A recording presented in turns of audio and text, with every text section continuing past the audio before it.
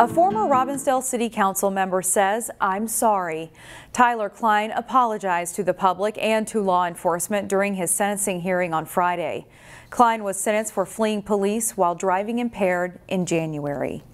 Klein's attorney argued for a lesser sentence during Friday's hearing, but the judge that presided over the case did not agree. During the January incident, Klein drove around police as officers tried to stop him from going the wrong way on Highway 100. Police eventually had to ram their squad vehicles into his minivan to get him to stop. Klein continued to serve on the Robbinsdale City Council following the incident until a recall petition was successfully submitted.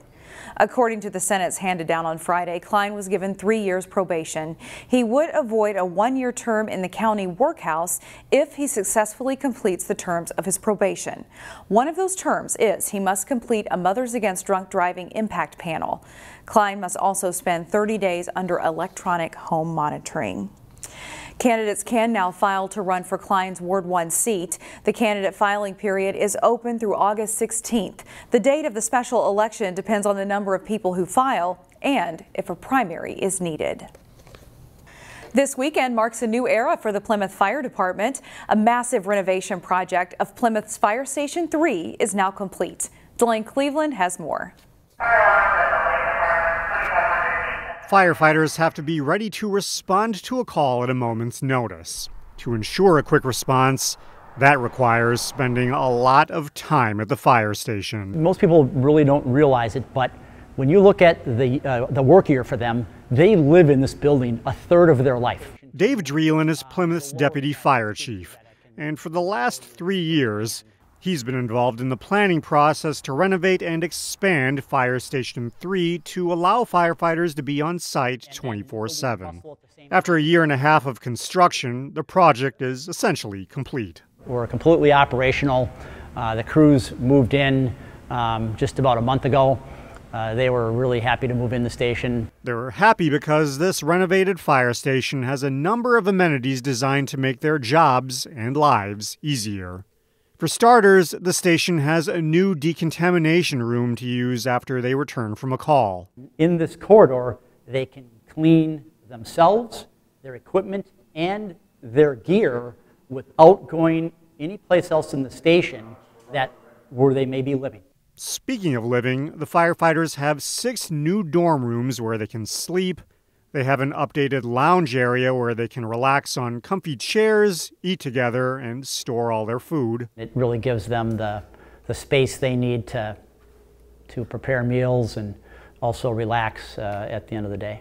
And they have a new training room in the basement that has movable partitions, along with a system that pipes in fake smoke to mimic going into a home or apartment that's on fire. It's a very large, infinitely adjustable maze. And they can bring their fire hoses in here. They can do all their search and rescue training in here. It's a design that should serve the needs of the fire department for years to come. While Fire Station 3 here is fully functional, construction is still underway on Fire Station 2. Plymouth City officials say that should be finished around January 1st. In Plymouth, Delaney Cleveland, CCX News.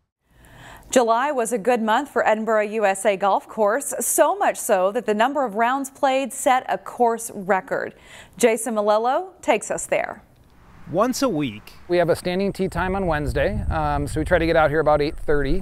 Ben Dorn and Howie Milstein. It's a hard course. You know, it just challenges every bit of your game. Play a round of golf at Edinburgh USA in Brooklyn Park.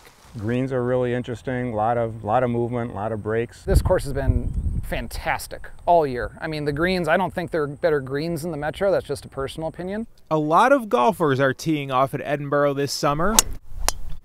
In fact, the course set a record for bookings in July. We did 7,813, which was the highest single monthly amount of rounds we've ever had in 35 years we've been open. Staff say there are several reasons behind the record-breaking month. There have been course upgrades. The weather was nice and dry, which is good for golf courses because it means rain isn't canceling any rounds.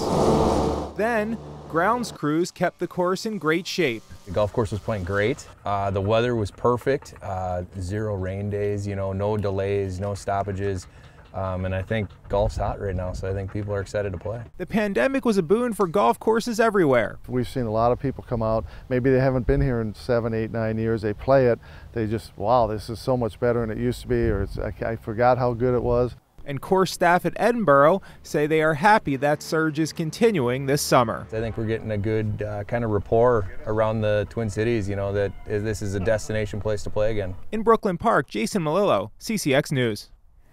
The chapel in the Little White Church in Golden Valley has been named in honor of 2 longtime volunteers and public servants. The chapel is a place for weddings and gatherings. At a reception on Thursday night, it was named in honor of Don and Mary Anderson.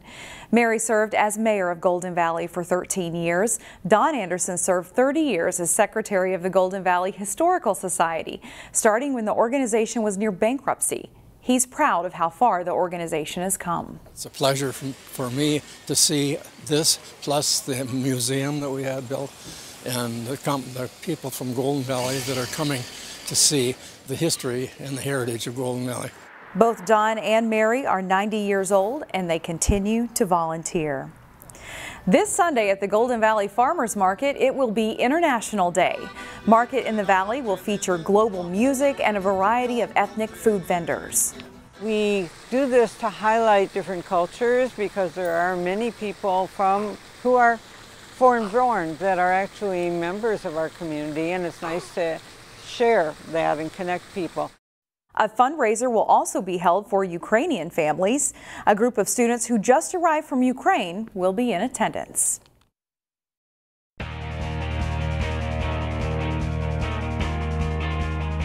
We've had some great high school boys basketball talent in the Northwest Metro over the last decade plus. Some of the top guys are still playing at various spots around the world.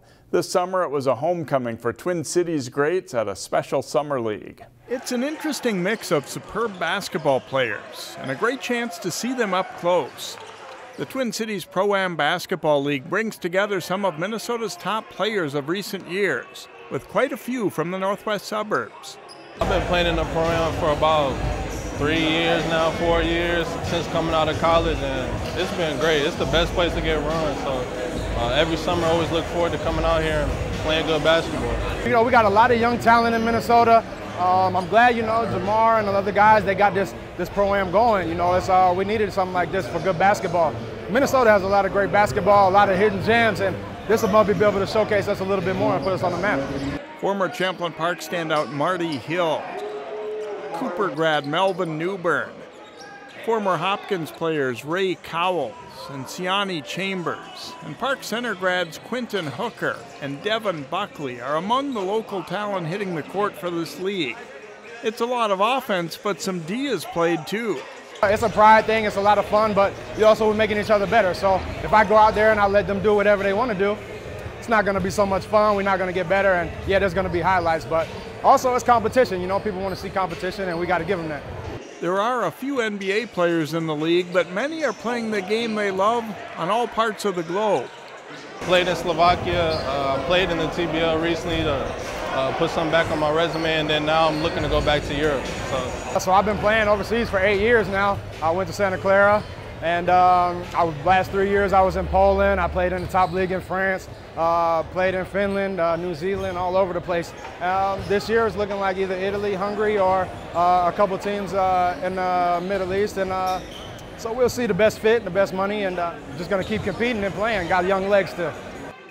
The ProAm League wrapped up on Thursday night.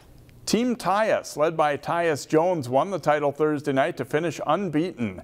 They beat EC Playas, featuring Breck Grad and Jones Memphis Grizzlies teammate David Roddy in the final. Former Park Center stars Quentin Hooker and Devin Buckley also were on that runner-up team. There's still some summer left to get out on the lakes and catch fish. Here's pro angler Terry Tuma with his weekly fishing tip, this time on vertical jigging spoons for sunfish. I was just out fishing for big sunfish in some of our local lakes, and a key ingredient catching these fish, something sort of a little bit unique or different, is using a vertical jigging spoon. This is actually the clam speed bomb. I done a little bit of a modification, putting a red hook and taking the attractor off just above the hook, and using a piece of a night crawler.